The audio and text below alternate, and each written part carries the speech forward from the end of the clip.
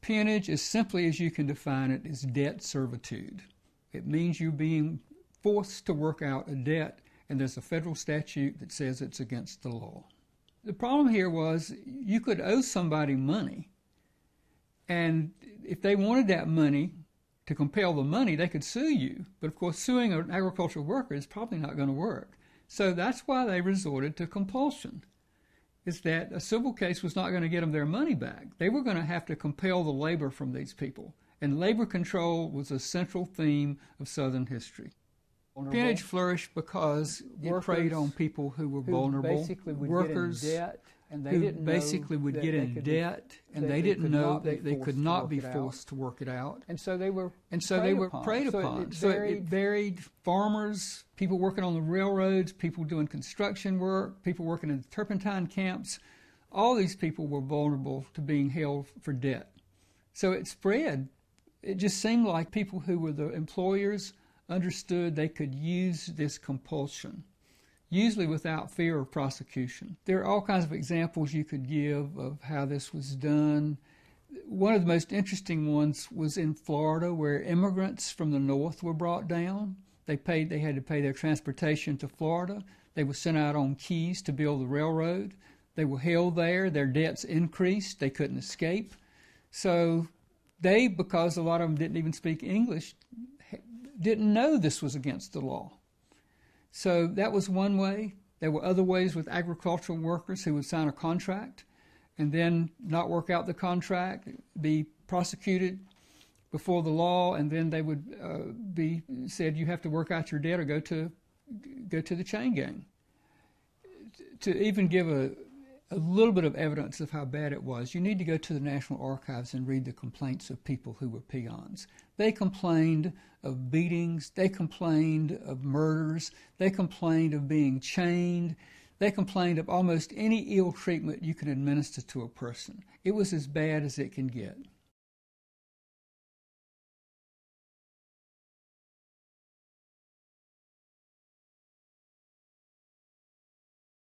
Slavery v. Peonage.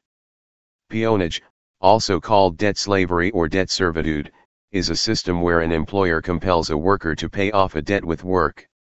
Legally, peonage was outlawed by Congress in 1867. However, after Reconstruction, many Southern black men were swept into peonage through different methods, and the system was not completely eradicated until the 1940s. In some cases, employers advanced workers some pay or initial transportation costs, and workers willingly agreed to work without pay in order to pay it off. Sometimes those debts were quickly paid off, and a fair wage worker-employer relationship established. In many more cases, however, workers became indebted to planters, through sharecropping loans, merchants, through credit, or company stores, through living expenses. Workers were often unable to repay the debt, and found themselves in a continuous work without pay cycle. But the most corrupt and abusive peonage occurred in concert with Southern state and county government. In the South, many black men were picked up for minor crimes or on trumped-up charges, and, when faced with staggering fines and court fees, forced to work for a local employer who pay their fines for them. Southern states also leased their convicts en masse to local industrialists. The paperwork and debt record of individual prisoners was often lost, and these men found themselves trapped in inescapable situations.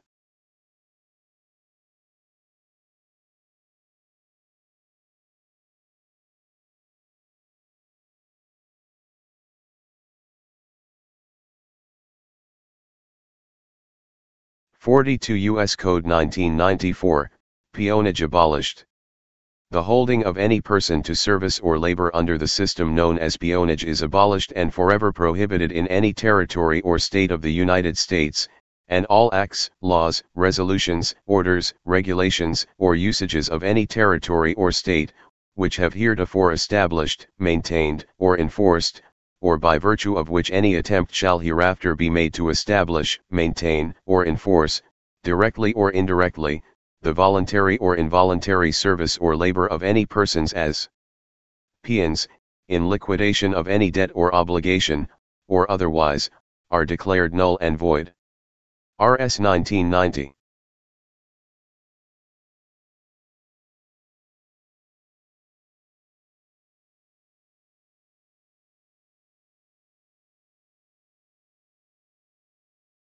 Charlotte County Sheriff Bill Prummell wants you to be a work slave instead of jail. The county realizes that they're going broke because they're socialist fascism with outrageous pay benefits and retirement. So to help save money, we're going to make everything illegal for victimless crimes and make you a work slave. Which is completely unconstitutional, but they don't care because I believe they have suspended the Constitution and we are under martial law here. Take your county back, sheeple, defund them, fire them, arrest them for tyranny. A weekend alternative to jail. By Ann Easker. Staff writer. Individuals charged with minor crimes in Charlotte County will soon have the opportunity to participate in a weekend work program rather than face incarceration. The Charlotte County Commission approved an alternative sentencing program proposed by the Charlotte County Sheriff's Office at a recent meeting. Captain Melissa Turney, of the CCSO Detention Bureau, said the organizers would like to get the program started in May, although it will be a matter of finding willing, eligible participants. Reviewing numbers from last year, there would have been more than 500 eligible participants. We expect to have a large turnout, Turney said. Participants must be sentenced for a misdemeanor or nonviolent felony offense. The program will be limited to 30 participants per year, with a 12-member crew per weekend. If it's a successful program, the organizers hope to expand it in the future. Each participant will work 1 day per weekend for up to 10 hours. Labor performed by participants will benefit the community, public roadways, parks, and recreation areas, as coordinated with the Charlotte County Sheriff's Office or county facilities, and may also be performed for nonprofit organizations. Turney said similar programs in neighboring counties have been highly successful. When individuals serve their sentences outside the jail, it reduces the need for staffing, medical and daily operational costs. In Lee County, a similar weekend work program saved the county almost $4.9 million in incarceration costs and another $3.2 million for beautification work provided to the county since the program's inception in 2007. Additionally, individuals are more likely to pay court fines if they're able to keep their jobs.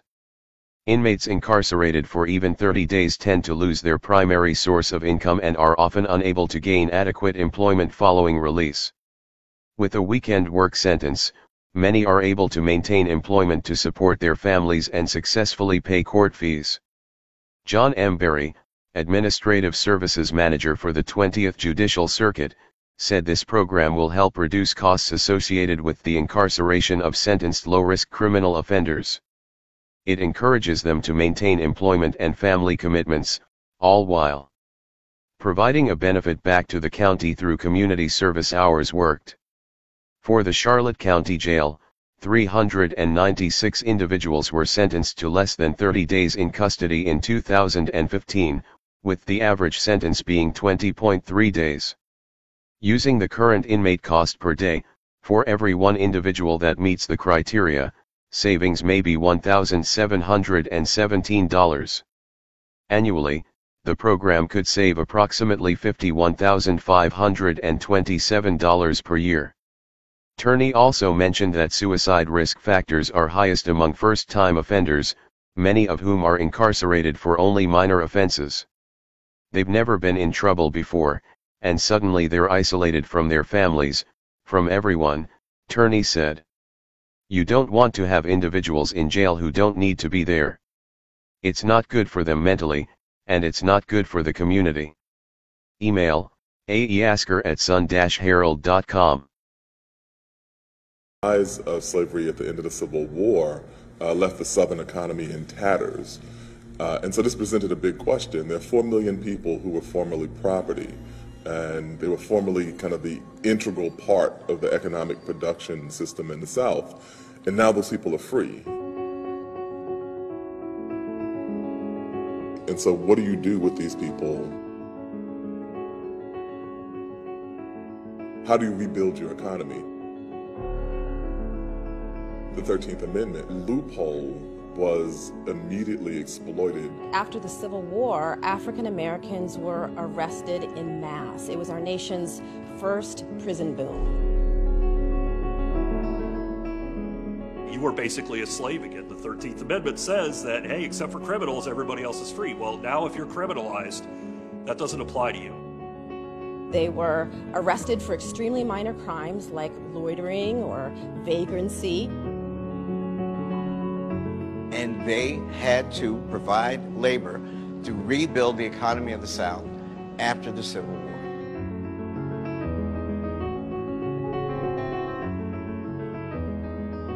What you got after that was a rapid transition to a kind of mythology of black criminality. Go back and read the rhetoric that people use then.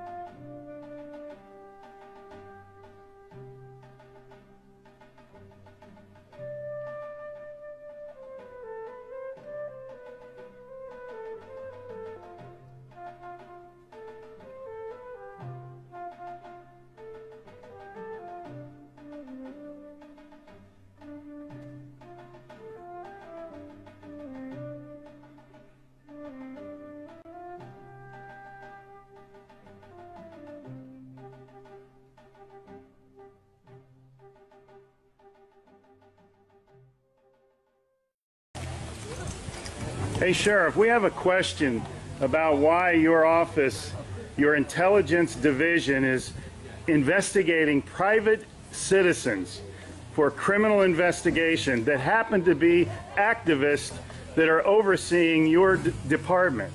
Why would you have your intelligence division investigate private citizens? We have done... For life hating so much.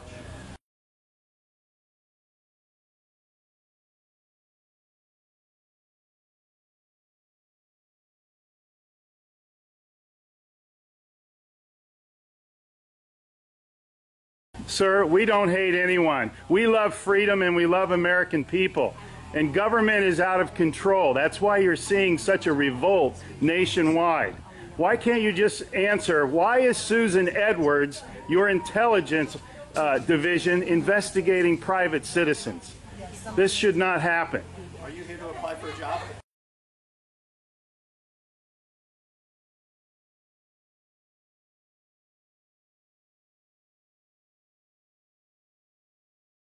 Possibly I might be applying for a job, but that's irrelevant to my question.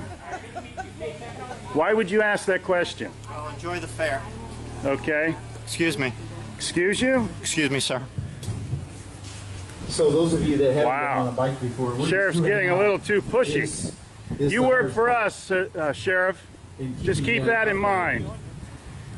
At one time we respected you, but not with that type of attitude.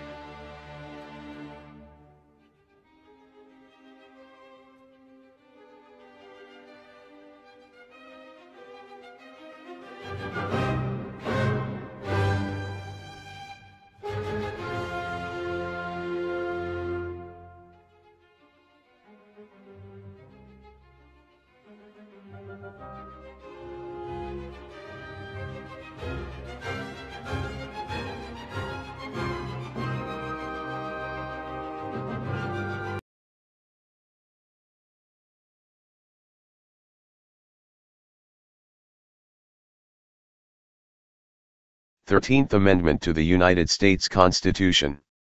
The 13th Amendment, Amendment 13, to the United States Constitution abolished slavery and involuntary servitude, except as punishment for a crime.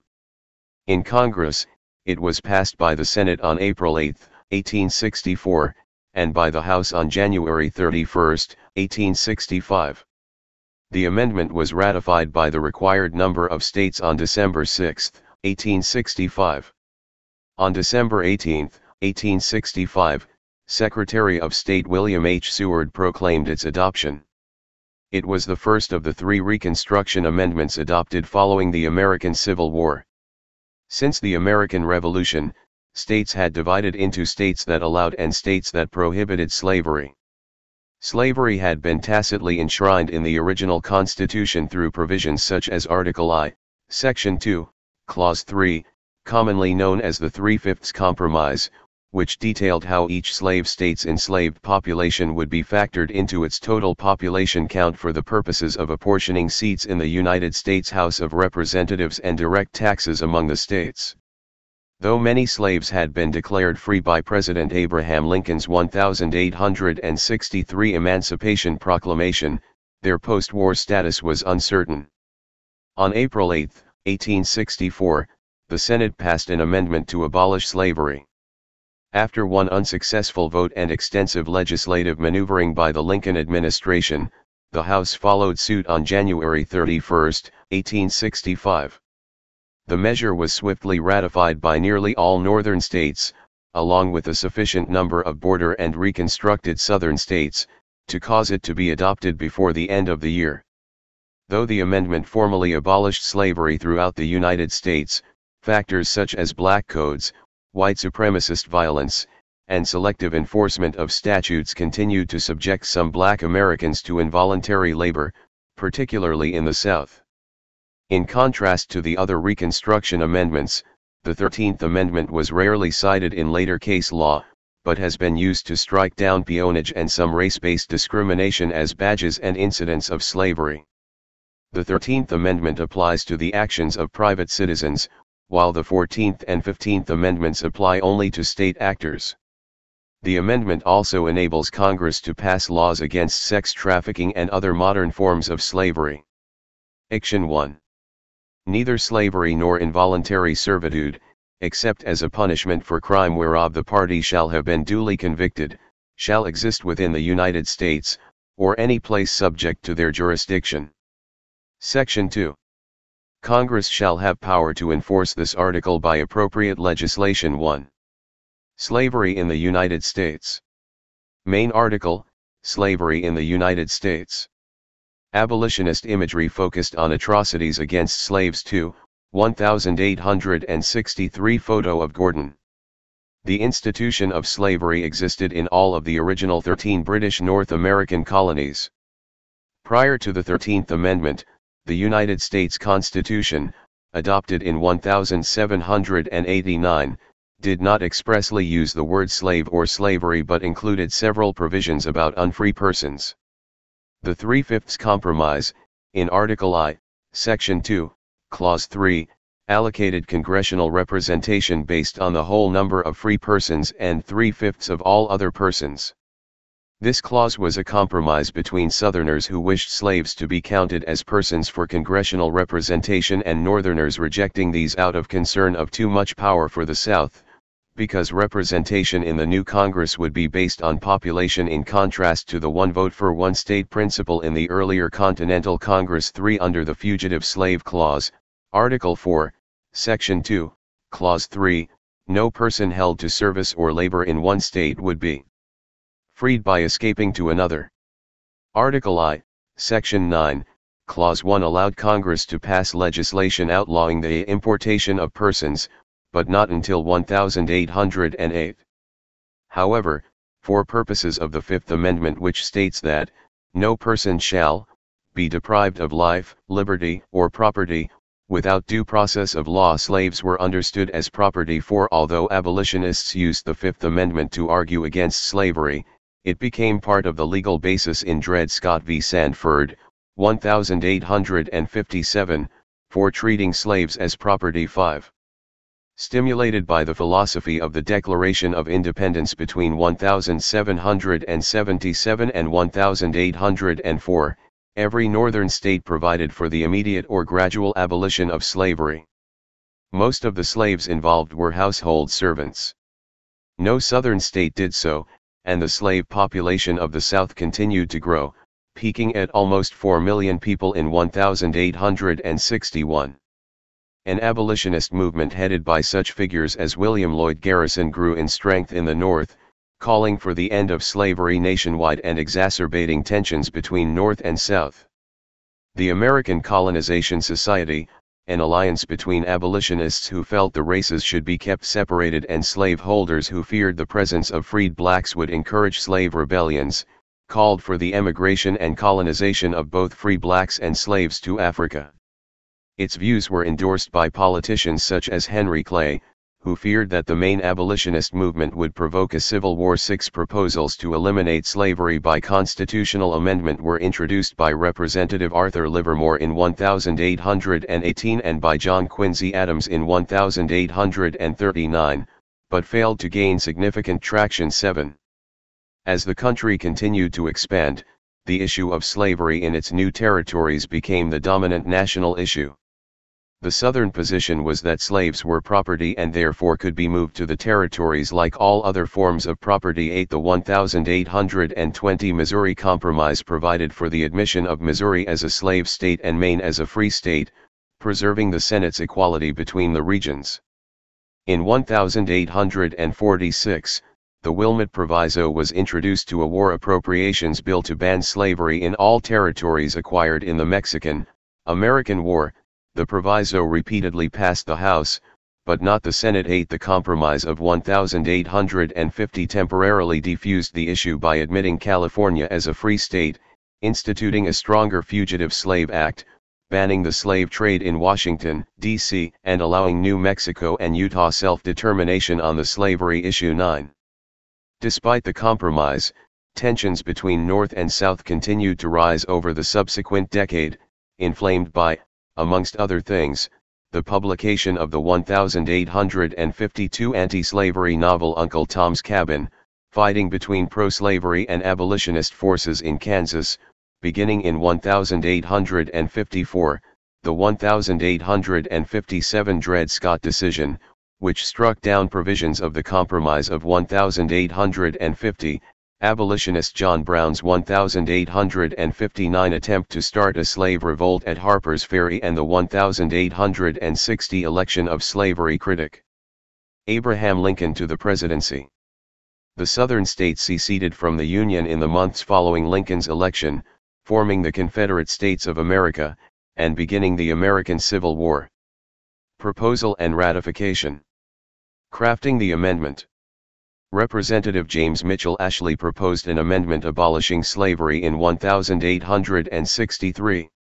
Acting under presidential war powers, Lincoln issued the Emancipation Proclamation on January 1, 1863, which proclaimed the freedom of slaves in the 10 states that were still in rebellion. 10. However, it did not affect the status of slaves in the border states that had remained loyal to the Union. 11. That December, Lincoln again used his war powers and issued a proclamation for amnesty and reconstruction, which offered Southern states a chance to peacefully rejoin the Union if they abolished slavery and collected loyalty oaths from 10% of their voting population. 12. Southern states did not readily accept the deal, and the status of slavery remained uncertain. In the final years of the Civil War, Union lawmakers debated various proposals for Reconstruction. 13. Some of these called for a constitutional amendment to abolish slavery nationally and permanently. On December 14, 1863, a bill proposing such an amendment was introduced by Representative James Mitchell Ashley of Ohio. 1415 Representative James F. Wilson of Iowa soon followed with a similar proposal. On January 11, 1864, Senator John B. Henderson of Missouri submitted a joint resolution for a constitutional amendment abolishing slavery. The Senate Judiciary Committee, chaired by Lyman Trumbull of Illinois, became involved in merging different proposals for an amendment. Radical Republicans led by Massachusetts Senator Charles Sumner and Pennsylvania Representative Thaddeus Stevens sought a more expansive version of the Amendment 16 on February 8, 1864. Sumner submitted a constitutional amendment stating, "All persons are equal before the law, so that no person can hold another as a slave, and the Congress shall have power to make all laws necessary and proper to carry this declaration into effect everywhere in the United States." 1718.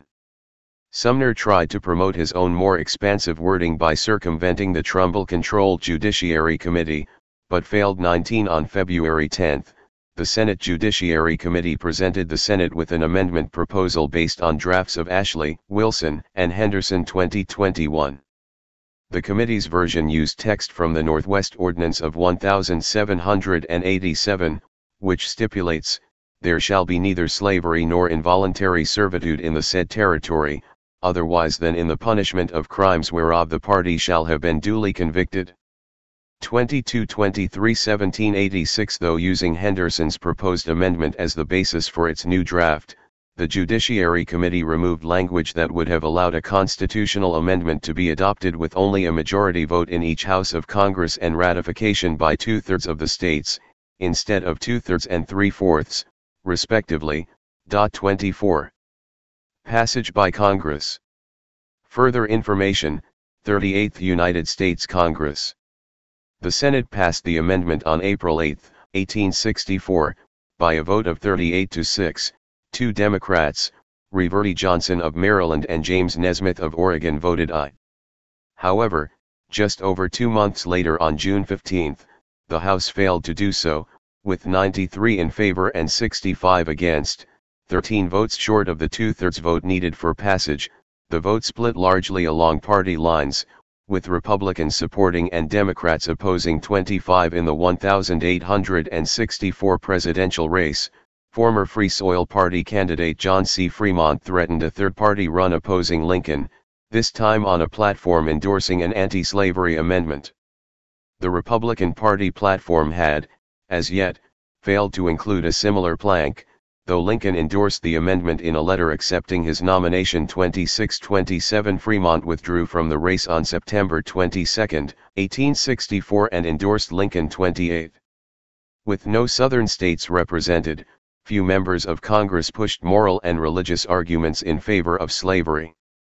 Democrats who opposed the amendment generally made arguments based on federalism and states' rights. 29. Some argued that the proposed change so violated the spirit of the Constitution that it would not be a valid amendment but would instead constitute revolution. 30. Representative White, among other opponents, warned that the amendment would lead to full citizenship for blacks. 31. Republicans portrayed slavery as uncivilized and argued for abolition as a necessary step in national progress. 32. Amendment supporters also argued that the slave system had negative effects on white people. These included the lower wages resulting from competition with forced labor, as well as repression of abolitionist whites in the South. Advocates said ending slavery would restore the First Amendment and other constitutional rights violated by censorship and intimidation in slave states. 31-33. White Northern Republicans, and some Democrats, became excited about an abolition amendment, holding meetings and issuing resolutions. 34. Many blacks, particularly in the South, focused more on land ownership and education as the key to liberation. 35. As slavery began to seem politically untenable, an array of Northern Democrats successively announced their support for the amendment, including Representative James Brooks. 36. Senator Reverdy Johnson. 37. And Tammany Hall, a powerful New York political machine. 38. Celebration erupts after the amendment is passed by the House of Representatives. President Lincoln had concerns that the Emancipation Proclamation of 1863 might be reversed or found invalid after the war. He saw constitutional amendment as a more permanent solution. 39-40. He had remained outwardly neutral on the amendment because he considered it politically too dangerous. 41. Nonetheless, Lincoln's 1864 party platform resolved to abolish slavery by constitutional amendment. 42-43. After winning the election of 1864, Lincoln made the passage of the 13th Amendment his top legislative priority, beginning his efforts while the lame duck session was still in office. 44-45 popular support for the amendment mounted, and Lincoln urged Congress on in his December 6 State of the Union speech. There is only a question of time as to when the proposed amendment will go to the states for their action. And as it is to so go, at all events, may we not agree that the sooner the better. 46. Lincoln instructed Secretary of State William H. Seward, Representative John B. Alley and others to procure votes by any means necessary, and they promised government posts and campaign contributions to outgoing Democrats willing to switch sides. 47-48 Seward had a large fund for direct bribes. Ashley, who reintroduced the measure into the House, also lobbied several Democrats to vote in favor of the measure. 49 Representative Thaddeus Stevens commented later that the greatest measure of the 19th century was passed by corruption, aided and abetted by the purest man in America. However, Lincoln's precise role in making deals for votes remains unknown. 50. Republicans in Congress claimed a mandate for abolition, having gained in the elections for Senate and House. 51 The 1,864 Democratic vice presidential nominee, Representative George H. Pendleton, led opposition to the measure. 52 Republicans toned down their language of radical equality in order to broaden the amendment's coalition of supporters. 53 In order to reassure critics worried that the amendment would tear apart the social fabric, some Republicans explicitly promised that the amendment would leave patriarchy intact. 54. In mid-January 1865, Speaker of the House Schuyler Colfax estimated the amendment to be 5 votes short of passage. Ashley postponed the vote. 55 At this point, Lincoln intensified his push for the amendment, making direct emotional appeals to particular members of Congress. 56 On January 31, 1865, the House called another vote on the amendment, with neither side being certain of the outcome.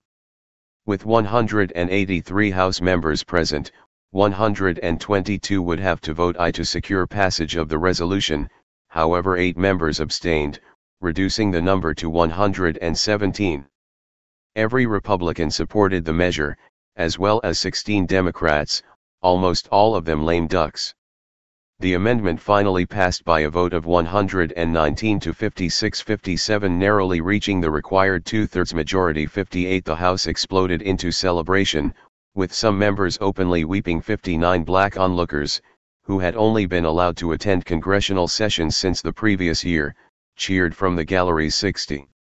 While under the Constitution, the President plays no formal role in the amendment process, the joint resolution was sent to Lincoln for his signature. 61 Under the usual signatures of the Speaker of the House and the President of the Senate, President Lincoln wrote the word approved and added his signature to the joint resolution on February 1, 1865. 62 On February 7, Congress passed a resolution affirming that the presidential signature was unnecessary. 63 The 13th Amendment is the only ratified amendment signed by a president, although James Buchanan had signed the Corwin Amendment that the 36th Congress had adopted and sent to the states in March 1861. 64-65. Ratification by the states. Ratified Amendment, 1865. Ratified Amendment post-enactment, 1865, 1870. Ratified Amendment after first rejecting amendment, 1866, 1995. Territories of the United States in 1865, not yet states. When the 13th Amendment was submitted to the states on February 1, 1865, it was quickly taken up by several legislatures. By the end of the month it had been ratified by 18 states. Among them were the ex-Confederate states of Virginia and Louisiana, where ratifications were submitted by Reconstruction governments. These, along with subsequent ratifications from Arkansas and Tennessee, raised the issues of how many seceded states had legally valid legislatures, and if there were fewer legislatures than states, if Article V required ratification by 3/4 of the states or 3/4 of the legally valid state legislatures. 66 President Lincoln in his last speech, on April 11, 1865, called the question about whether the Southern states were in or out of the Union a pernicious abstraction. Obviously, he declared, they were not in their proper practical relation with the Union, whence everyone's object should be to restore that relation. 67 Lincoln was assassinated 3 days later. With Congress out of session, the new president, Andrew Johnson, began a period known as Presidential Reconstruction, in which he personally oversaw the creation of new state governments throughout the South. He oversaw the convening of state political conventions populated by delegates whom he deemed to be loyal. 3 leading issues came before the conventions: secession itself, the abolition of slavery, and the Confederate war debt.